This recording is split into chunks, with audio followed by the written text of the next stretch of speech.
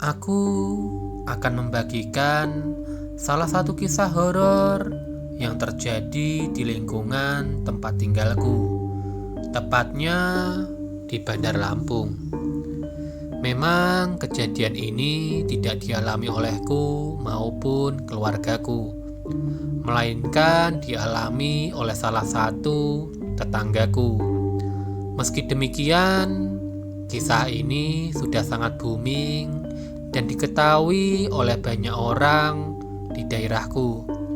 Namun, aku lupa kejadian ini terjadi di tahun berapa.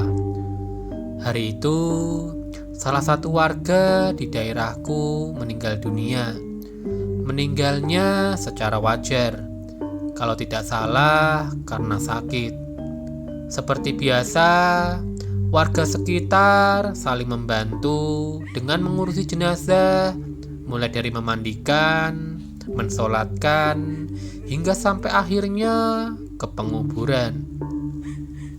Jenazah ini diputuskan akan dimakamkan di sebuah pemakaman kampung yang disebut juga pemakaman Tengsek. Sebenarnya area pemakaman ini sudah terlalu penuh. Jumlah jenazah yang dimakamkan di area tersebut sudah memenuhi seluruh sudut pemakaman. Tidak jarang, jenazah dimakamkan di bekas makam yang sudah lama. Sehingga kadang ketika proses penggalian ditemukan kerangka manusia dari jasad sebelumnya. Namun karena tidak ada pilihan lain, dan memang area ini umum digunakan oleh warga setempat, jenazah tetap dikebumikan di sana. Di sini, orang yang mengalami semua kisah seram yang akan aku ceritakan adalah Kang Bani. Sebut saja seperti itu. Beliau adalah salah satu tim penggali kubur yang jasanya sering digunakan oleh warga sekitar. Begitu juga di hari itu, Kang Bani bersama teman-temannya diminta menggali kuburan untuk jenazah baru tersebut. Setelah dilakukan penggalian seperti yang sudah diduga, Kang Bani dan teman-temannya menemukan tengkorak di dalam lubang galian mereka. Namun kali ini tengkorak yang mereka temukan terlihat cukup aneh. Tengkorak ini memiliki retakan dan jahitan di bagian batok kepalanya. Selain itu, gigi-giginya masih lengkap dan bahkan ditemukan gulungan rambut berwarna pirang di lubang galian tersebut. Awalnya Kang Bani hanya akan mengembalikan tengkorak itu kembali ke tanah. Namun salah satu temannya mengatakan yang kurang lebih seperti ini. Itu coba ambil saja rambut sama giginya, buat tanyain nomor togel pastinya. Kira-kira seperti itulah ucapan salah satu teman Kang Bani. Karena hasutan dari salah satu temannya itu, dan memang Kang Bani adalah seorang pemain judi yang kala itu sedang digemari banyak orang. Akhirnya Kang Bani benar-benar mematahkan gigi tengkorak itu dan mengambil beberapa helai rambut pirang sisa dari jasad tersebut. Penggalian untuk jenazah kemudian diteruskan tanpa kendala. Jenazah bisa dimakamkan dengan lancar dan penguburan berlangsung secara khidmat. Kang Bani sudah mengantongi gigi dan rambut itu di celananya. Ia tahu mengambil potongan jasad dapat membuat dirinya didatangi makhluk halus. Namun memang itu tujuannya, agar dapat bocoran nomor togel yang akan keluar. Acara pemakaman telah selesai dan Kang Bani kembali ke rumahnya bersama gigi dan rambut tadi. Hari pertama dan kedua sejak ia menyimpan barang tersebut, tidak ada gangguan sama sekali yang dialami oleh Kang Bani. Namun di malam ketiga, keganjilan-keganjilan itu mulai muncul. Saat itu Kang Bani tengah duduk di ruang tengah rumahnya kira-kira jam 8 malam sambil menghisap rokok. Pintu sengaja ia buka dan ia duduk menghadap ke arah luar yang sudah sangat sepi dan gelap. Tiba-tiba saja, tanpa suara langkah atau apapun, wanita berambut pirang lewat tepat di depan pintu rumah Kang Bani. Kang Bani sempat heran, namun tidak sampai ketakutan. Ia masih berpikir itu memang manusia yang lewat. Terlebih rumah Kang Bani memang berada di tepian jalan setapak menuju ke perkebunan milik tuan tanah. Kang Bani menumpang tinggal di sana dan membangun rumah semi permanen dari geribik atau anyaman bambu. Mungkin wanita berambut pirang tadi salah satu pekerja di kebun yang baru saja pulang. Hari esoknya, sosok wanita itu kembali lewat. Kang Bani mencoba mencegahnya untuk bertanya siapa dia dan apa keperluannya. Namun setiap kali Kang Bani sadar wanita ini lewat dan dia keluar, wanita ini sudah keburu menghilang dari pandangan dengan sangat cepat entah kemana. Di hari berikutnya, Kang Bani tidak berada di rumah ketika malam. Ia menghadiri tahlilan peringatan hari meninggalnya salah satu warga desa. Anehnya, Kang Bani sadar wanita berambut pirang itu hadir dan duduk di salah satu sudut rumah. Anehnya, wanita berambut pirang ini tidak berbaur dengan peserta tahlilan yang lain. Ia berada di sudut sepi dan duduk diam di sana.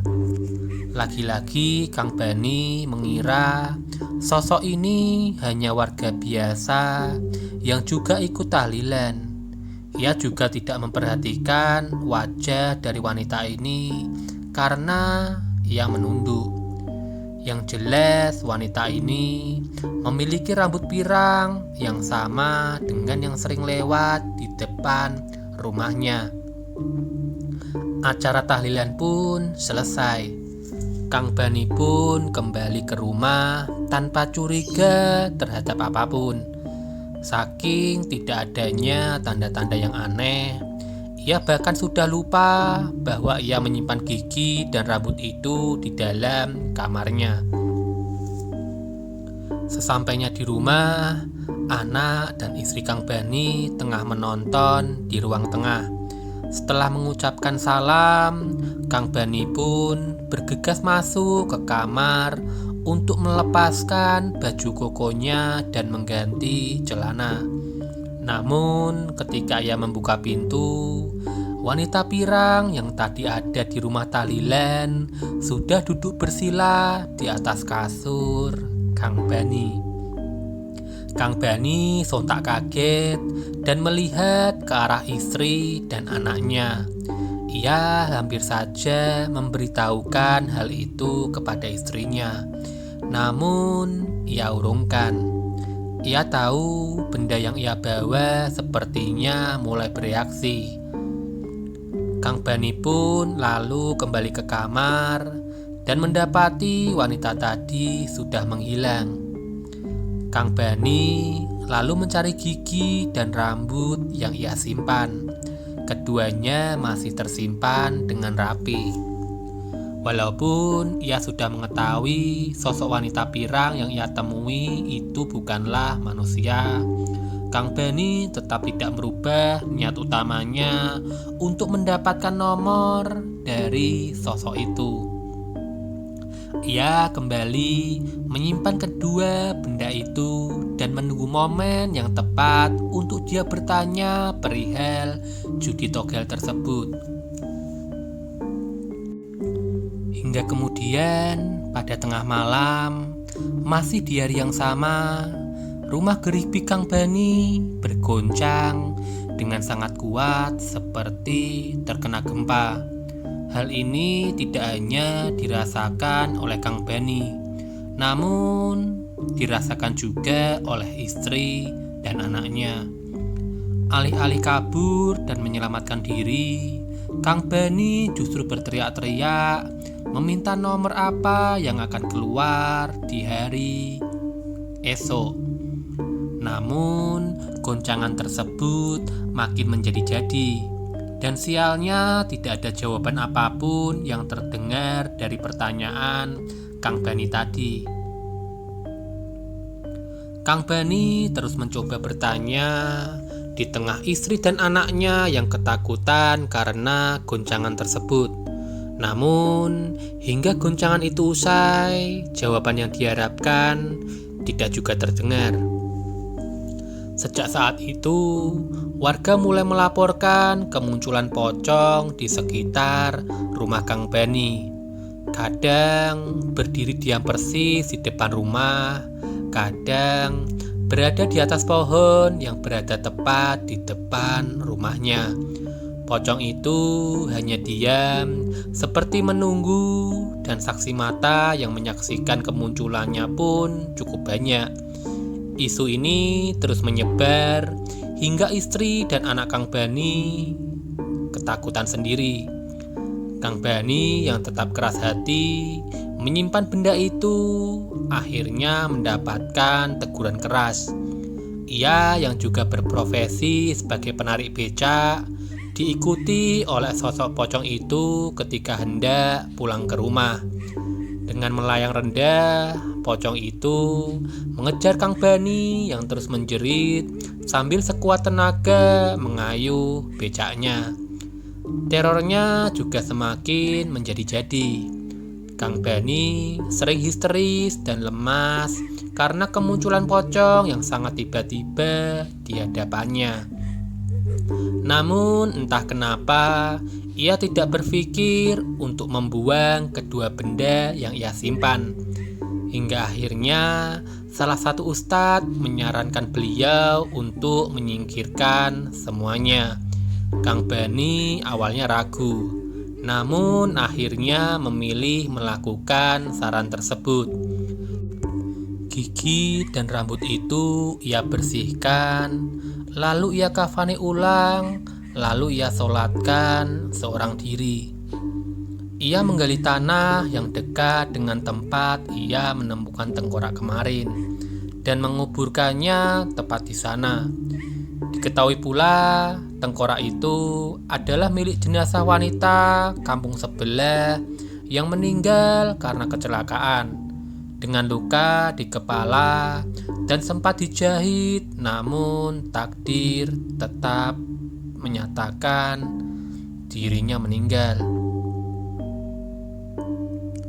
Sejak itu, sosok pocong yang sering terlihat di depan rumah Kang Bani akhirnya menghilang, dan gangguan yang ia rasakan hampir setiap hari pada tengah malam juga menghilang. Kang Bani juga selalu menceritakan pengalamannya ini kepada orang-orang yang bertanya kepadanya. Intinya ia kapok berurusan dengan hal-hal seperti itu. Apalagi tujuannya adalah sesuatu yang buruk dan tidak dibenarkan.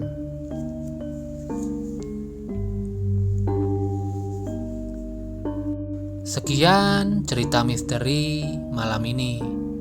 Semoga dengan cerita tadi kita semuanya dapat memetik hikmahnya bahwa segala sesuatu yang berhubungan dengan hal mistis pasti akan menuai hal-hal yang tidak diinginkan. Tetap waspada dan selalu berdoa. Akhir kata, salam ketakutan.